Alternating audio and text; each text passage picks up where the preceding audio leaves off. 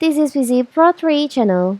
In today's video, I will show you how to hide your lesson and online on WhatsApp business.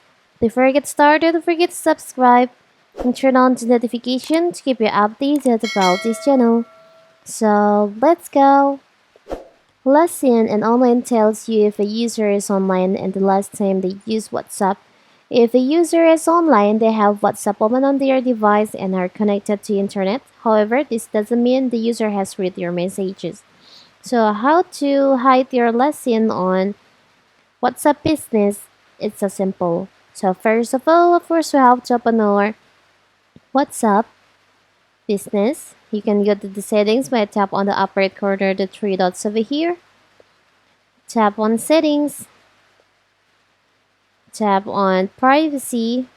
And then here, by default, your lesson and online can seen by everyone. But if we want to hide it, you can just tap on that. And you can just choose on nobody. You can also set for the online status like this. So now no one can see your lesson, and also when you're online on your WhatsApp business. So simple, right? So that is how to hide your lesson and online status on WhatsApp business. Don't forget to like and subscribe and turn on the notification to keep you updated about this channel. Thank you and see you.